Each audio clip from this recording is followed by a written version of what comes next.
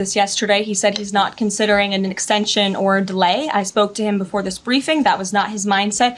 He expects that these tariffs are going to go into effect. And there will be a 90-day pause on the reciprocal tariffs as these negotiations are ongoing, and the tariff level will be brought down to a universal 10% tariff. Many of you in the media clearly missed the art of the deal. You clearly failed to see what President Trump is doing here. That they were going to hold the line, that you were not going to change your mind. A lot of times it's not a negotiation until it is.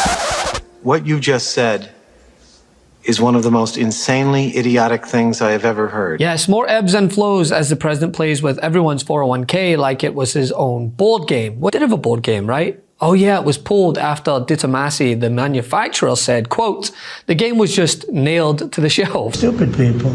Maybe corrupt. I don't know. I don't know how you can be that stupid. How do you get to be president and you're stupid? Anyway, what inevitably takes place when Trump is forced to walk back his big, beautiful plans for America? Well, his band of cult followers who have built up quite the tolerance for snake oil present it as this masterful negotiating tactic. But watch as this Fox News correspondent went off script, slamming the network's attempts to frame Donald Trump's sudden 90-day pause on his sweeping tariff plan as an example of his brilliant negotiating prowess. Fox host John Roberts and Sandra Smith, clearly with one eye on what was happening on X, tried to quote Trump's, quote, art of the deal mantra. But Fox business correspondent Charles Gasparino had to force his Fox colleagues to face the music. And, well, it's worth a watch, especially the whole capitulated part. Great to be here. Around the table. Around the table. You're saying that now? Good opening line. Thank you. Trump even admitted that it wasn't the art of the deal or be cool. He said he was watching the bond market. And that's what decided this. He had to cave. I think CNBC's Steve Leisman, he said he didn't just flinch, he ducked. There are trillions still lost. And our very own Charlie Gasparino has been on for the last couple of hours saying that he wished it weren't so, but that the truth is that the White House capitulated. We still have tons of tariffs on, even our closest trading partners. They still don't make any sense. There's a lack of clarity on the specific numbers for Mexico and Canada. Well, I mean, because of the mixed messaging, how can you doubt them? I mean, let's be clear what happened. Who capitulated here and why? And I don't want to say this because I'm a patriot. I'm an American. But it is the White House who capitulated based on everything I hear and all my sources. And the reason why is because of the bond market and what happened last night. Bessent knows this better than anybody. When you have yields on the 10-year rising to 5%, stuff starts shutting down. When you have the lending markets screwed up. By the way, who was dumping the bonds? Somebody asked them if it was China, right? Mm-hmm. It wasn't. It was Japan. While he was negotiating with Japan, according to my sources, who are running major money management firms that are involved in the bond market without giving up names, Japan was dumping bonds because they believed this was not a great place to do business. That forced their hands. Now, what you can say, I think, legitimately here, is Trump decided to take the win. And here's why.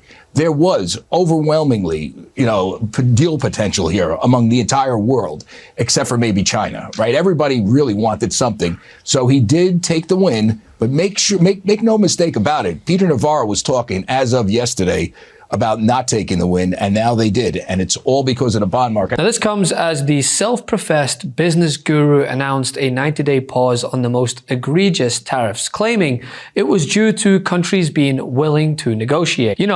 Absolutely nothing to do with the colossal loss in market value. The whole country is reeling right now from the economic disaster Trump has plunged us into. He destroyed more than $10 trillion in American wealth in a single week, and then he went golfing. Hence the vague answers from Secretary Scott Bessent and Press Secretary Caroline Leavitt when they were asked during a press conference to clarify the shift after Trump plunged the country into the red. Secretary Bessent, can you explain more of the decision-making on what feels like a reversal here? I mean, these went into effect less than 15 hours ago, these tariffs. Why the pause now? What led to that? No. Again, President Trump created maximum negotiating leverage for himself, and which tariffs went into effect 15 hours ago? The ones that we have lowered went into effect a week ago. They were announced a week ago, and we have just been overwhelmed by the response from mostly our allies who want to come and negotiate in good faith. So, but what always sticks out to me when we go on this, on this Trumpian merry-go-round is the ritualistic humiliation that he subjects the people who work for him to. So Besson says this was the plan all along. So you were okay then with being made out to be a complete liar because you've been doing interviews on our network, going on the Sunday show, saying absolutely not, that we're not capitulating on this. We're not going back on it. Caroline Levitt calling fake news as recently as yesterday. Lutnick, he was on with you multiple times, it felt like, or it was the world's longest interview, talking about how this isn't a joke and, we'll be a manufacturing economy, which we don't even want to be. And here's the thing, right? You don't have to read between the lines to see that this is complete BS. Despite the administration claiming 75 countries have approached the White House to negotiate, how many deals have been struck? If this was, in fact, to strengthen the country's backbone and make people want to buy American again, as they had claimed, while everyone's retirement took an absolute nosedive, then why shift? Why not stick to your guns? Unless it was purposeful to make some already wealthy people wealthier. No, that's too obvious, right? I mean, it's not like the president literally sent a message saying,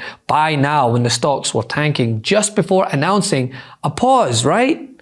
Oh, of course he did. Are you aware that the tariffs have been paused? I am, yes. When were you made aware of that?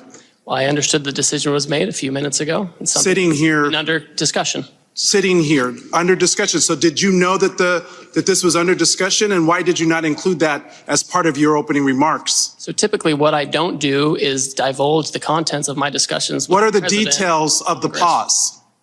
Well, my understanding is that because so many countries have decided not to retaliate, we're going to have about 90 days. China increased their tariffs on the United States. Trump blinked. What's the blink, sir? What do you know about this pause? What are the details of it? Well, the details, as I understand it, is that China continues to retaliate. Other countries didn't retaliate. The president 2 or 3 days ago said we wanted to negotiate with those countries that asked for meetings. That's what we're doing. What are the details? How long is the pause? How many days? How many weeks? I understand it's 90 days. I haven't spoken to the president since I've been in So the this trade hearing. representative hasn't spoken to the president of the United States about a global reordering of trade. Yes, I have. I've just been in the hearing with you, sir. But yet he announced it on a tweet. WTF? Who's in charge? The president of the United States is in charge. And what do you know about those details? Well, as I mentioned, it looks like your boss just pulled the rug out from under you. Is this market manipulation? No. Why not? If it was a plan, if it was always the plan, how is this not market manipulation? It's not market manipulation, sir. Well, then what is it? Because it sure is not a strategy.